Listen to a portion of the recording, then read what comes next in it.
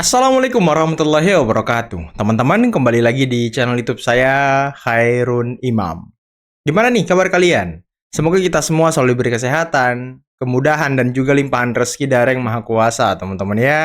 Nah, di video kali ini kita akan menyaksikan beberapa tayangan yang sangat menarik dan juga sangat-sangat mengejutkan. Di mana Presiden ke-7 Republik Indonesia, Bapak Joko Widodo, ternyata pernah ditawari gelar Profesor Honoris Causa oleh beberapa kampus. Dan mungkin ya saya tebak salah satunya dari Uni Emirat Arab kali ya. Karena kan Pak Jokowi di sana sangat spesial, teman-teman. Ada masjidnya sampai ada nama jalannya. Dan ini sangat luar biasa. Beliau ini sepertinya sosok yang istimewa. Tapi jawaban beliau sangat di luar ekspektasi kita semua. Apakah beliau menolak atau menerima? Nanti kita simak videonya.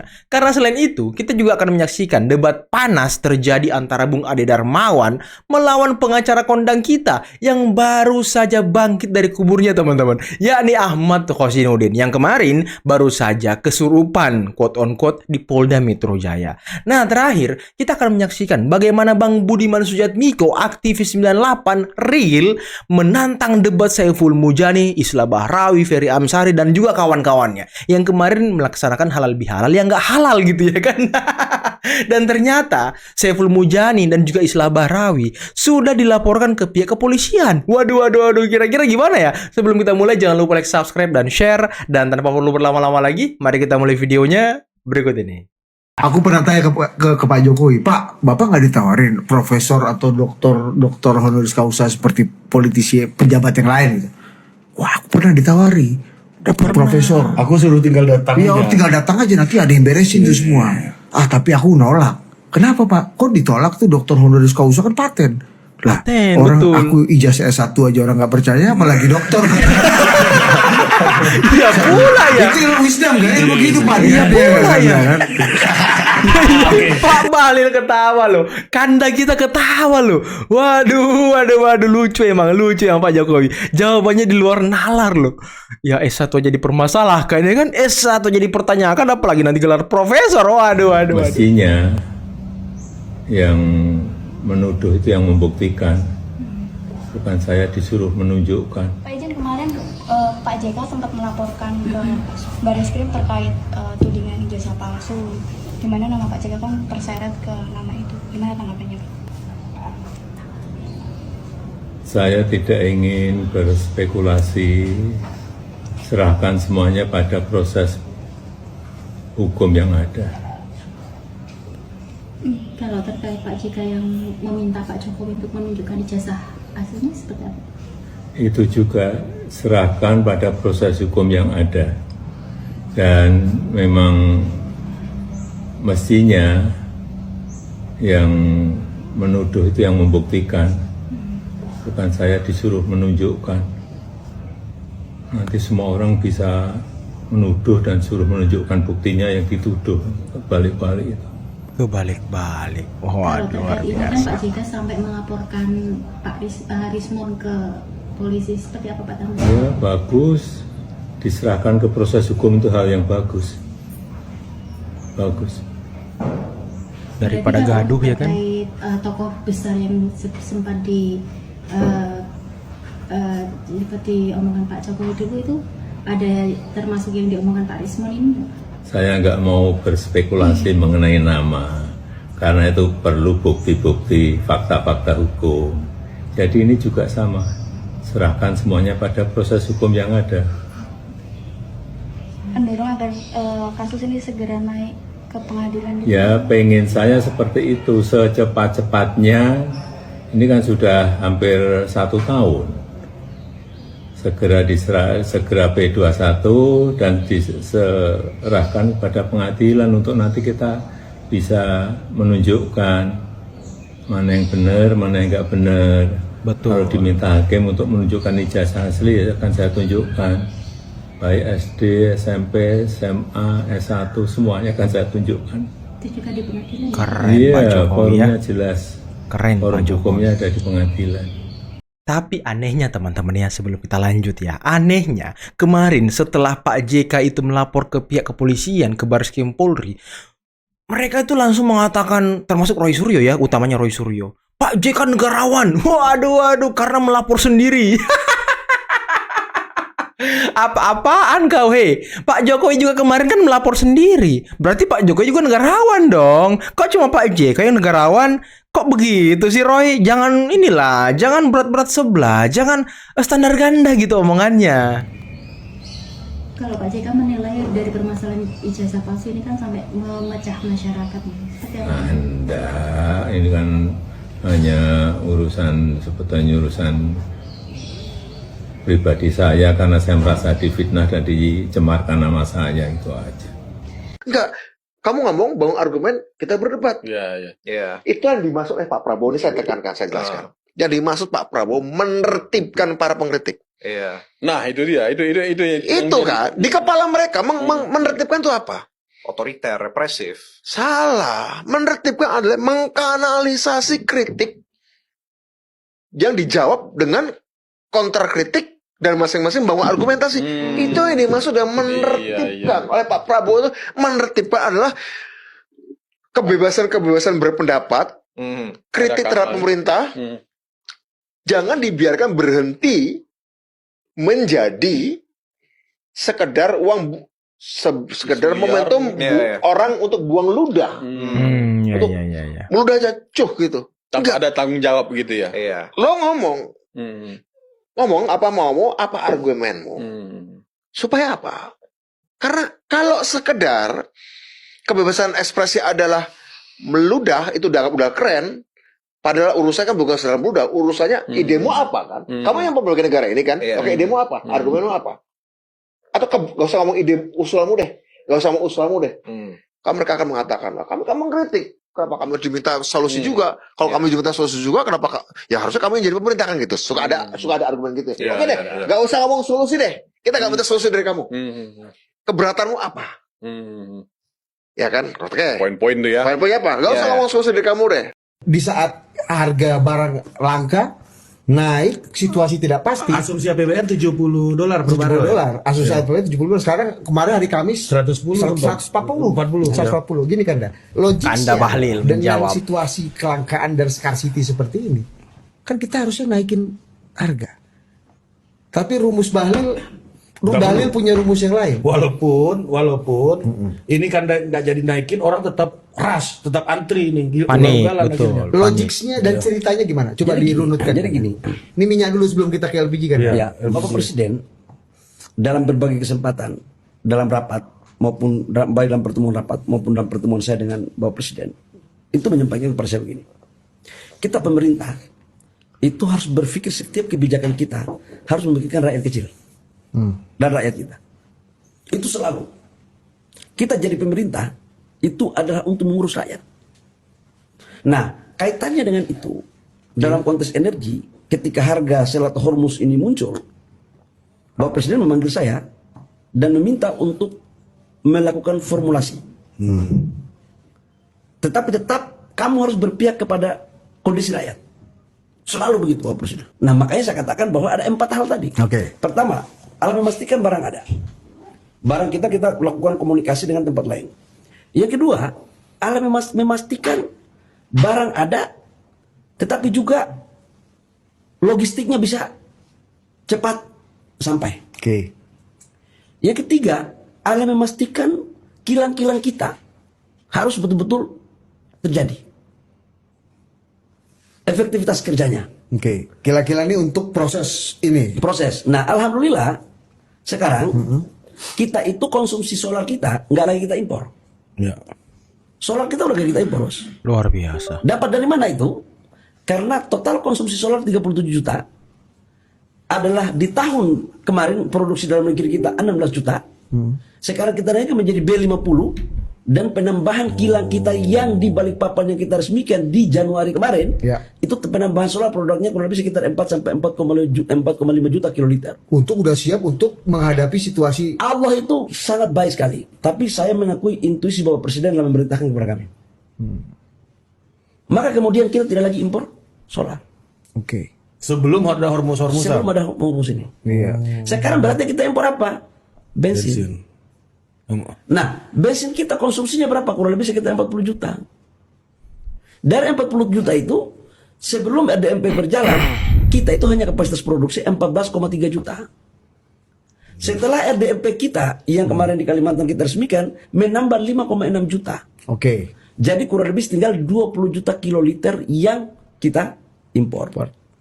Diuntungkan lagi adalah impor itu tidak dari negara Middle East untuk BBM jadinya. Oke, jadi ada diversifikasi negara. Jadi kita ambil dari negara tetangga kita di Asia Tenggara. Oke. Jangan tanya dari negara mana lah, aku nggak mau jelasin. Iya. Negara yang itulah. Iya, nanti buleke masuk bulan nanti kan. Masuk bulek lagi lah. Iya. Tuh. Nah, artinya ada diversifikasi. ada. Jadi kita nggak tergantung 100% pada satu titik atau satu negara. Enggak. Bisa Nah, tuh nego begitu ya kan ya? itu saya butuhkan ilmu lapangan. Ilmu lapangan. Ini bukan ilmu omon-omon. Dan 1 bulan terakhir ini kan Keren. kita tidurnya aja ya nggak ada tanggal merah. Harus semua fokus. Yang naik ke permukaan publik, apakah memang ada dugaan Anda bahwa pihak Pak Jokowi enggan untuk melaju ke persidangan atau bagaimana? Justru itu yang kami yakini, Saudara Joko Widodo merasa dirinya salah perhitungan, terjebak dengan manuver saat dirinya melakukan pelaporan polisi pada tanggal 30 April 2025. Oke, stop sampai di situ. Gimana, Bang Ade? Betul Jadi, salah perhitungan atau gimana? Ini Hitung-hitungannya sebenarnya nggak lari benar? dari substansi pembicaraan kita sore ini. Jadi gini, kalau terkait persoalan pengadilan, saya rasa orang yang paling siap untuk ke pengadilan adalah Bapak Insinyur Joko Widodo. Betul Kenapa banget, saya bilang betul begitu? banget. Karena kita adalah pihak pelapor. Tidak mungkin seorang mau melaporkan sesuatu bila mana dia tidak menginginkan peradilan. Dan untuk merecovery nama baik beliau, tentunya ya instrumennya adalah pengadilan.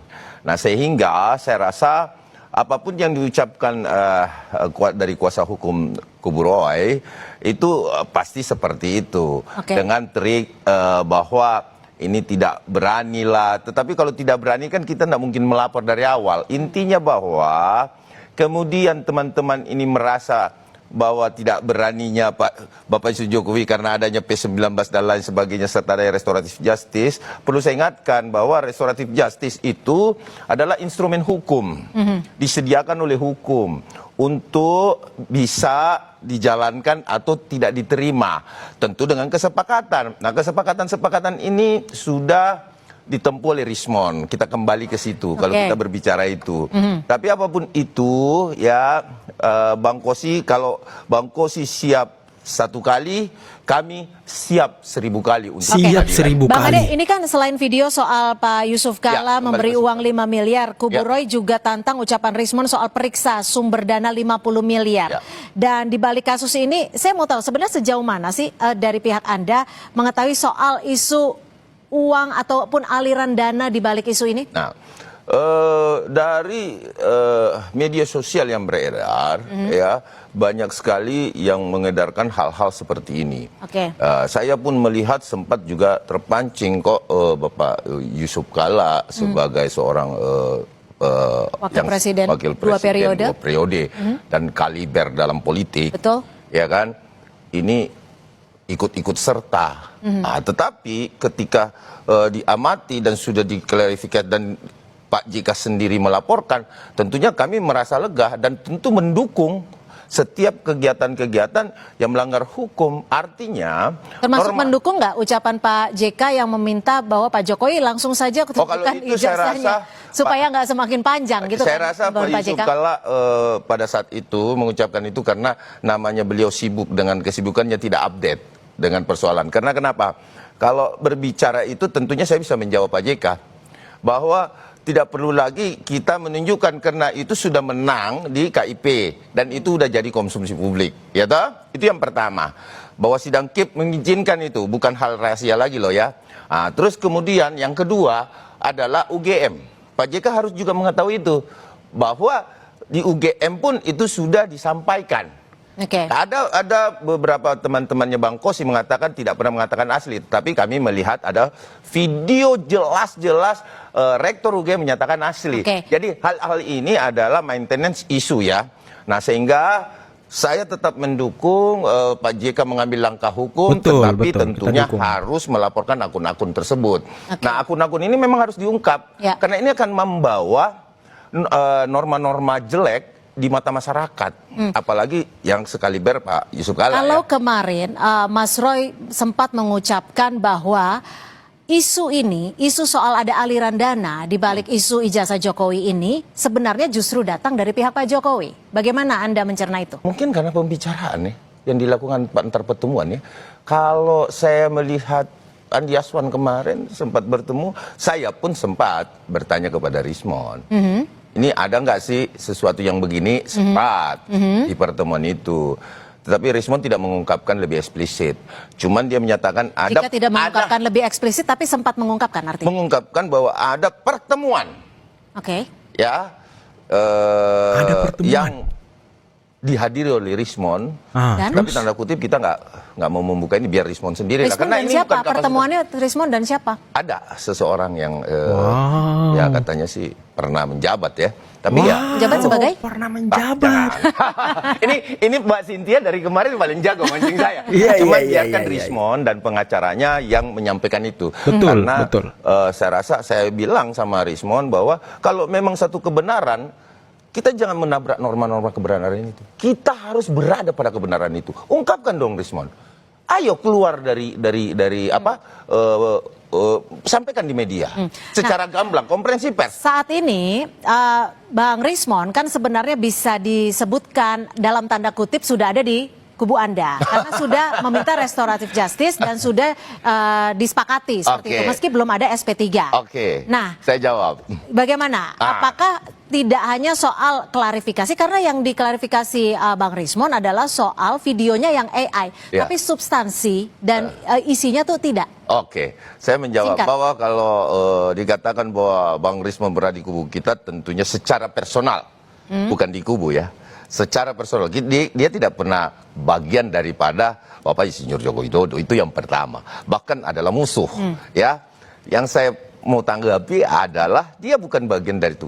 Secara personal, ya, pada saat pelapor dan terlapor menjadikan kesepakatan, ya, restoratif justice, karena kita berada di sisi pelapor ya, khususnya Prodi Bersatu ya. Nah, tentunya, ya. Kita akan berkawan dong. Dari lawan menjadi kawan. Udah bestie belum? Secara kesepakatan. Tentunya. Nah justru itu saya juga dari permohonan-permohonan itu, Bang Rismon harus membuka ini. Kalau memang ada pertemuan-pertemuan siapa aja di situ, buka dong. Saya kembali ke Bang Kozi. Bang Kozi, ini kan Mas Roy. Teman-teman, itulah tadi beberapa video yang bisa kita simak, yang bisa kita saksikan pada kesempatan kali ini. Dan dengar nggak tadi kalian? Bang Udin lagi-lagi mengatakan Pak Jokowi katanya tidak akan dan tidak mau atau takut sampai ke pengadilan. Makanya dia selalu mengulur-ulur waktu, selalu ingin memberikan energi kepada orang agar kasus ini benar-benar tidak sampai pengadilan. Aduh, Mang Udin. Tadi itu ya, Bung Ade Darmawan sudah menjelaskan bahwa ya yang paling siap masuk ke pengadilan, yang paling siap menghadapi pengadilan itu kubu Pak Jokowi. Karena mereka lah yang melaporkan kasus ini. Nggak mungkin Pak Jokowi ini melapor ke polisi kalau beliau tidak mau sampai ke pengadilan. Dan tadi ketika diwawancarai oleh media, Pak Jokowi juga sudah menegaskan bahwa beliau mendesak ataupun mungkin sudah tidak sabar gitu ya kan kasus ini sampai ke pengadilan. Karena itulah forum di mana Pak Jokowi akan menunjukkan ijazah SD, SMP, SMA sampai S1-nya teman-teman di depan publik. Jadi bukan di depan rumah beliau terus ditunjukkan, bukan, itu bukan forum Pak Jokowi, itu bukan forumnya teman-teman. Negara kita ini negara hukum. Ya ini mungkin juga sekalian membantah dan juga menanggapi apa yang dikatakan Yusuf Kalla. Katanya tinggal ditunjukkan, ya udah selesai. Nggak selesai Pak. Kasus ijazah Pak Jokowi ini nggak selesai. Walaupun ditunjukkan pun nggak akan selesai. Karena mereka sebenarnya sudah melihat ijazah Pak Jokowi di Polda Metro. Tapi kan mereka tidak bisa menyentuh, hanya bisa melihat. Dan hasilnya apa? Ya Roy Suryo kembali mencari celah baru. Katanya itu bukan foto Pak Jokowi. Katanya itu watermark embossnya baru dibuat lah. Belum lama inilah dan lain sebagainya. Ya framing-framing seperti itu yang memang jahat. Karena tujuan mereka memang harus palsu ijazahnya Pak Jokowi. Karena sesuai dengan penelitian mereka. Ya walaupun itu bukan penelitian sih. Itu abal-abal juga teman-teman. Omong-omong juga. Dan saya tadi tertarik dengan obrolan Kanda Bahlil yang menyatakan bahwa strategi-strategi pemerintah mereka sangat luar biasa. Banyak langkah yang diambil oleh pemerintah agar BBM itu tidak naik, agar masyarakat tidak menanggung semua beban akibat geopolitik yang carut marut, akibat kondisi ekonomi yang tidak menentu. Makanya pemerintah mengambil peran, mengambil jalan negara menjadi payung, menjadi pelindung bagi rakyatnya. Tapi ya walaupun banyak juga orang di luar sana masih berteriak penggulingan presiden, pemaksulan lah, dan lain sebagainya. Ini kan konyol teman-teman. Dan waduh, ini aktivis 98, The Real 98 nih, mengantang debat Saiful Mujani dan juga kawan-kawan. Ini kira-kira bakal diterima nggak debatnya ini? Atau mereka takut teman-teman? Oke lah, mungkin cukup sekian dulu video kali ini. Jangan lupa like, subscribe, dan share videonya. Akhir kata, billahi taufiqul hidayah. Assalamualaikum warahmatullahi wabarakatuh. Bye-bye.